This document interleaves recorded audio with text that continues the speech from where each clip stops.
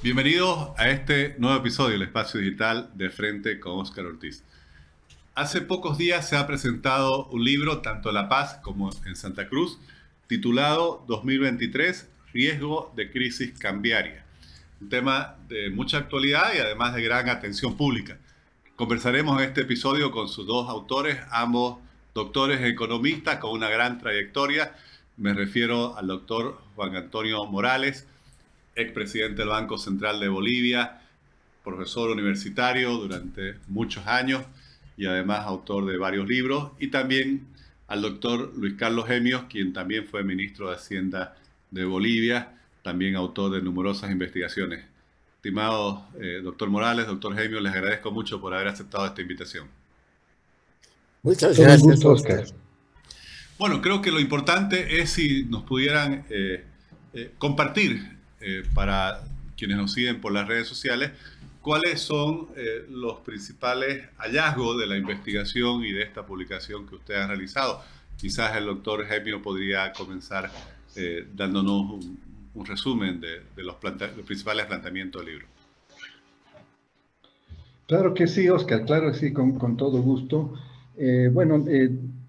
Yo voy a partir porque la parte que yo escribí, la parte que yo escribí del libro, lo que hago es un análisis más contable sobre lo que ha sido la dinámica de la pérdida de reservas que se ha producido en el país en los últimos años, ¿no? O sea, a partir del 2015 hasta el 2022, el periodo que se denominó de la post-bonanza.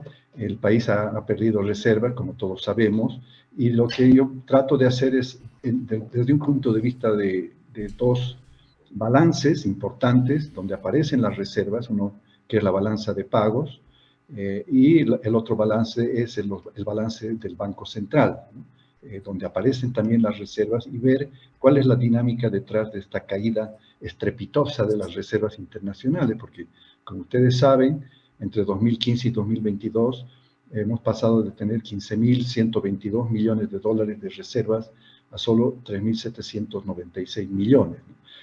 Esto representa, en estos 8 años, que es lo que cubre el análisis en el libro, se han perdido 1.415 millones como promedio anual de reservas, ¿no? Esa es la pérdida, y que hacen un total para estos 8 años de 11.300 millones de pérdida de reservas. Entonces, lo que hace, acá hay dos perspectivas de análisis, una del punto de vista de los flujos, que es más básicamente cubierto por la balanza de pago, por la partida de la balanza del pago, y la otra del punto de vista de los stocks, que lo voy a mencionar después, que es desde el punto de vista de los balances del Banco Central. A ver, ¿qué es lo que se analiza en el tema de la balanza de pagos? Lo que se ve es que hay dos factores principalmente que han contribuido a esta pérdida, ¿no? Que vendrían a ser como los usos de fondos, a dónde se han destinado los recursos desde el punto de vista de la balanza de pagos, ¿no? Y lo que se ve es que hay dos factores. Uno es el balance en la cuenta corriente, es financiar. Se han producido déficits continuos a partir de 2015 por la caída en los precios de exportación principalmente, y hemos tenido en este periodo de 8 años un déficit promedio de 1.017 millones de dólares, que en total, acumulado para los 8 años, hacen como 8.000 millones de dólares. Y la otra partida es la de errores y omisiones, que también han tenido un déficit parecido de 1.044 millones. Estos errores y omisiones miden las salidas no registradas de recursos de la economía, ¿no? Entonces, en total también son como 8.000 millones de dólares. ¿Y cómo se han financiado estos, el total, tanto de balanza de cuenta corriente como de errores y omisiones, llegan a ser como 2.000 millones de dólares por año de déficit, y en total 16.000 millones de dólares. ¿Cómo se han financiado estos montos? ¿No? ¿Cuáles han sido las fuentes de fondos para financiar, para cubrir estos déficits? Y acá vemos que en financiamiento ha habido algo, alrededor de 558 millones de dólares, lo que es un total de 4.500 millones de dólares para el periodo total. Pero lo que más obviamente ha financiado estas dos partidas han sido las reservas, ¿no? La caída de las reservas, que han caído alrededor de 1.400 millones de dólares por año, y en total los 11.000 millones de los cuales hemos hablado. Pero lo que se ve es que esta pérdida de reservas no ha sido continua. Ha habido una pérdida continua durante todo el periodo, pero de diferentes magnitudes, podríamos decir. Durante el periodo de post-bonanza, que podríamos situarlo entre el 2019 hasta el del 2015 hasta el 2019, los déficits en balanza, en cuenta corriente han sido el principal factor, y en menor medida los errores y omisiones. Pero los 2 últimos años, el 2021, bueno, la pandemia también, el año de la pandemia, y los 2 años siguientes, 21 y 22, ha habido como una mejora en las condiciones externas, y nuestras exportaciones se han recuperado muy bien, tanto en términos de precios como de volúmenes, y por lo tanto la cuenta corriente, en vez de mostrar los déficits que había mostrado en los años previos, ha mostrado superávit, ¿no? Y la pérdida de reservas, por lo tanto, no fue tan grande. O sea, como que el gobierno, estos dos, el 2021 y el 2022, ha tenido un alivio por las mejores condiciones de exportaciones principalmente, y también porque la pandemia había contraído las importaciones. Entonces, el 2021 se perdieron, y 2021 y 2022 se perdieron reservas, pero no de la magnitud que podían haberse perdido en otras circunstancias. Y lo que se ve que a futuro, para el 2023, estas condiciones ya no van a estar dadas. O sea, viendo los datos a abril, hoy día vi que el Banco Central ya publicó los datos a mayo, entonces voy a actualizar estas cifras, pero con datos a abril, nuevamente se ve que nuevamente vamos a tener un déficit en cuenta corriente, y por lo tanto la presión sobre las fuentes de fondos de reservas van a ser muy grandes, sobre ya las muy menguadas reservas, ¿no? Ese es el primer análisis, y obviamente que la conclusión es que uno de los factores que más ha contribuido, aparte de la balanza de pagos, es un poco saliéndonos de la balanza de pagos, ha sido sin duda el déficit fiscal, ¿no? Que es lo que hay que ajustar en primera instancia. Pero yo no voy a ahondar en las recomendaciones de política, de Juan Antonio Morales lo va a hacer. La otra perspectiva que quiero darles para este problema de la pérdida de reservas es el de los stocks, ¿no? de los stocks del Banco Central principalmente, y de los agregados monetarios en general. Durante este periodo en el cual se perdieron las reservas, los agregados monetarios han ido creciendo muy rápidamente. También explicado por el crédito del Banco Central para financiar el déficit del sector público, ¿no? Entonces, por ejemplo, la base monetaria ha crecido de 8.800 millones de dólares, más o menos equivalente, por supuesto, a 15.000 millones el 2022, ¿no? O sea, un aumento de un 70% en la emisión, o sea, en la cantidad de billetes y monedas que mantiene el público, ¿no? O sea, los billetes, en este momento estamos con una, la base monetaria, pero además están las reservas bancarias. Entonces veo que hay un aumento de un 70% de la base monetaria. Pero lo que se observa es que, estos son millones de dólares, sí, está bien. Pero este aumento en los agregados monetarios se ha dado conjuntamente con la caída en las reservas, por lo que la cobertura de reservas a los agregados monetarios se ha deteriorado sustancialmente, ¿no? Por ejemplo, la relación reservas-base monetaria cayó de 1,72 en el 2014 a solo 0,25 en 2022. Y la cobertura de un agregado monetario más amplio, por ejemplo, como M2, cayó de 0,96 a 0,17. O sea, básicamente la cantidad de dinero que hay en la economía no tiene cobertura en términos de reservas, ¿no? Y entonces, eso ha situado a Bolivia como uno de los países que más reservas ha perdido en el mundo en los últimos años, y que, por ejemplo, estos agregados monetarios, los niveles de liquidez que hay en la economía, no hacen parangón con las reservas que podrían hacer frente o cobertura para estos montos de emisión, ¿no? Como les decía, el circulante el año 2022 en millones de bolivianos llega a 49.430 millones, que equivale a un 16% del PIB, pero está muy por encima de lo que es la media latinoamericana. Incluso para países con niveles de ingresos como Bolivia, esta relación de emisión PIB llega a ser máximo un 10%, nosotros estamos en 16%. Entonces la pregunta es, ¿dónde está ¿quién tiene ese dinero? ¿Quién está demandando ese dinero? Y ese dinero, si en algún momento las expectativas de la gente cambian y se deciden a cambiar sus bolivianos en dólares, entonces no van a haber dólares suficientes para cubrirlos, por supuesto. Pero y la gran pregunta es acá, ¿y por qué eso no ha ocurrido? ¿No? Entonces hay varias explicaciones. Yo me animo a decir que una de ellas es que la gente está demasiado acostumbrada a que el boliviano es una moneda fuerte, por tantos años de inflación baja y de estabilidad cambiaria, y también porque hay una economía subterránea muy grande que está demandando ese dinero para hacer sus transacciones. Bien, esa es la parte que yo cubro en mi presentación, en la parte de mi capítulo del libro, y bueno, cedería la palabra a Juan Antonio Morales para que explique su parte. Gracias. Doctor Morales, mencionaba el doctor Gemio que usted justamente ha hecho el análisis de las recomendaciones en función de ese diagnóstico, de ese estado de situación que analiza el doctor Gemio. ¿Cuáles serían las recomendaciones de política económica para afrontar estas nuevas circunstancias que afronta la economía nacional? Oscar, yo creo que Luis Carlos ha establecido muy bien el marco, ¿no? y los orígenes de por qué estamos donde estamos, ¿no? Yo creo que la situación cambiaria, viéndola en perspectiva, es bastante complicada, ¿no? Y vamos a ver las razones.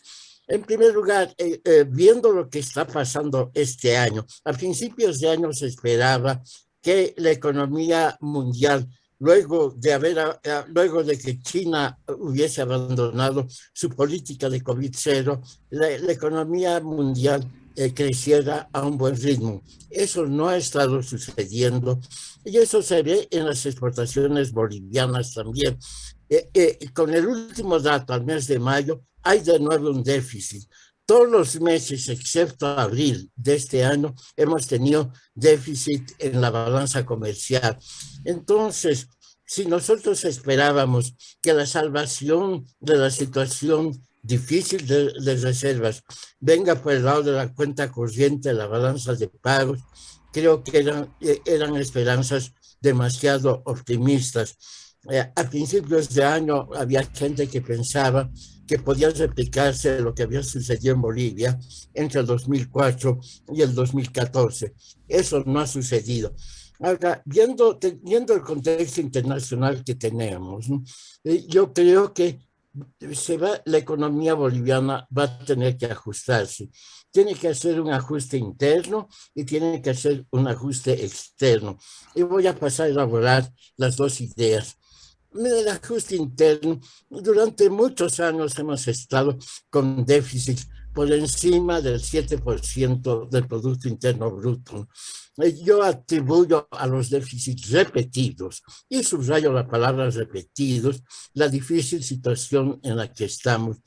Además, una parte muy importante de esos déficits han sido financiados con créditos del Banco Central.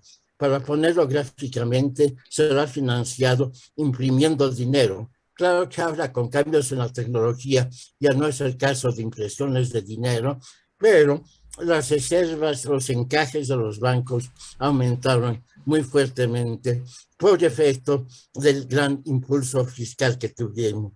Entonces, una primera cosa que tiene que hacer el país definitivamente es corregir el déficit fiscal y corregirlo de buena manera, porque es cierto que el déficit que está presupuestado de 7,5% del Producto Interno Bruto y que el Fondo Monetario estima que va a ser más bien 5,5%, yo creo que hasta puede ser más bajo, pero simplemente porque no va a haber recursos para financiar, sobre todo para financiar las inversiones públicas. Y algunas de esas inversiones públicas ya están en curso, y pararlas va a tener altos costos de eficiencia, ¿no? si se construye una carretera y se la construye solamente hasta la mitad, es como si no se hubiese construido la carretera, ¿no? Entonces, temo que el ajuste fiscal se haga de mala manera. Ahora bien, hay elementos donde sí uno pudiese decir, se pudiese hacer un ajuste de la buena manera. El primero es la reducción del déficit a los combustibles, ¿no? Que el año pasado eso superó el 3% del Producto Interno Bruto. Eran casi 1.700 millones de dólares en subvención, ¿no? Segundo lugar, ¿no? Ha habido una expansión del empleo público muy grande. Y si no reducirse el empleo público, por lo menos hay que limitar la tasa de crecimiento de ese empleo público. El año pasado el consumo de gobierno, que es básicamente está ligado al empleo público, ha sido de 4%. Y en tercer lugar, 4% en el año. En tercer lugar, creo que en la parte fiscal, ¿no? Tiene que revisarse la situación de las empresas públicas. Lo único que puede decir a las empresas públicas es su absoluta falta de transparencia. No hay estados contables, menos estados auditados que puedan darnos una idea de lo que está pasando. Eso entonces por el lado del ajuste interno que hay que hacer, ¿no? También yo volvería a insistir, ¿no es cierto?, en que se cumpla estrictamente lo dispuesto en los artículos 22 y 23 de la ley del Banco Central, que prohíbe el financiamiento del Banco Central al sector público no financiero, pero que ya han estado encontrando salidas desde el 2013 para contornar esa disposición. Otra cosa que tiene que hacerse, ¿no es cierto?, es liberalizar el sistema financiero, eliminando los topes a las tasas de interés y la asignación sectorial de créditos con una distinción tomística tomística en el sentido de Santo Tomás de Aquino, entre sectores productivos y sectores no productivos. Entonces, eso tiene que ver, tiene que hacer. Ahora bien, en la parte externa, ¿no?, ¿qué es lo que tenemos? Tenemos que están en negociación, ¿no?, un monto importante de créditos de las instituciones financieras internacionales, créditos que tienen que desbloquearse. Hay que negociar en el Parlamento el desbloqueo de esos créditos. Pero esos créditos tampoco son la solución definitiva de la situación. Primero, son de monto limitado. Segundo, están atados a proyectos y no son de libre disponibilidad. Tercero, esos desembolsos están sujetos a cumplimientos de metas. Cuarto, está el tema de que de todas maneras no es inmediato ese desembolso, se lo hace por tramos, los desembolsos por tramos. Ahora, pero ayudaría ciertamente el que se pueda desbloquear esos créditos. En segundo lugar, creo yo que es inescapable un acuerdo con la comunidad financiera internacional, con la comunidad oficial financiera, ¿no? Es tener una especie de lo que se llamaba Grupo Consultivo de París en los años 80 y 90 de la década pasada, donde debería participar el Fondo Monetario Internacional. Yo creo que es importante llegar a un acuerdo con el Fondo Monetario Internacional. Y en tercer lugar, ¿no?, y creo que es cada vez más inescapable, ¿no?, se va a tener que revisar la política cambiaria, ¿no? El tipo de cambio que tenemos, el tipo de cambio fijo entre precio de compra y precio de venta, creo que ya no está cumpliendo su función. De hecho, ¿no es cierto?, ya hay un mercado paralelo que con la prima del mercado paralelo son pequeñas todavía, pero eso pudiese aumentar. El tipo de cambio efectivo para transferencias al exterior es bastante más alto que el tipo de cambio oficial. Si hay una comisión de transferencia de 10%, el tipo de cambio ya no es 6,96, es 7,67 o algo así. Entonces hay que reconocer esos hechos. Es tratar de desconocerlos mediante métodos policiales, sacando ese viceministro desorejado de protección al consumidor a corretear a los librecambistas en la calle, no tiene mucho alcance, no es una solución buena ni definitiva. Ahora bien, ¿qué soluciones se pueden encontrar para la política cambiaria? Yo creo que hay una gama importante de esquemas cambiarios. Yo diría que hay tres. Uno es mantener el actual sistema con la banda cambiaria que hay, ¿no? Y eso es en el librito que se ha distribuido, pero haciendo que se dinamice un mercado intercambiario dentro de la banda, ¿no? Entonces, y para eso es importante eliminar el ITF. Ahora, probablemente esa solución mucha gente dirá, bueno, todo se cambia, pero nada cambia, ¿no? Pero siempre se le puede se puede ensayar de que funciona. Una segunda solución es volver a lo que estaba dispuesto en el 21060 de 1985, no hay que olvidarse que en el decreto de estabilización se planteaba una flotación administrada, que con el tiempo evolucionó a un tipo de cambio fijo deslizante, en parte porque habían problemas con la manera como se llevaban a cabo las subastas de divisas. Pero ahora con las plataformas electrónicas que se tienen, tanto en la Bolsa Boliviana de Valores como en Asobank y en el propio Banco Central, ¿no? Se puede tener subastas más dinámicas por divisas y volver al esquema que estaba previsto en el decreto 21060. Pero mi solución preferida es también de tipo de cambio flotante, administrado, en el marco de lo que se llama metas de inflación. ¿Qué quiere decir metas de inflación? Es fijar la atención del público en la inflación, hacer que la inflación de mediano plazo, ¿no? De mediano plazo son 2 o 3 años, hacer que el público internalice de que el gobierno está definitivamente comprometido con el control de la inflación y con un tipo de cambio flotante, ¿no? En ese contexto. Y con el instrumento principal, que sería la tasa de interés de política del Banco Central. Esas son 3 posibilidades. Obviamente hay muchas más posibilidades en este campo, pero yo creo que todos apuntan a una cosa, que hay que flexibilizar el tipo de cambio. Muchísimas gracias, doctor Morales, por su explicación. Doctor Gemio, usted hablaba del análisis alrededor de los usos y del déficit, ¿no? Y todo eso se ve que está muy íntimamente vinculado también a la coyuntura o a la evolución de nuestro comercio exterior. ¿Qué podríamos decir desde el análisis, desde el lado de los ingresos? Usted hablaba del periodo de bonanza, post-pandemia. ¿Cómo ve la sostenibilidad de esos ingresos o la evolución de los ingresos?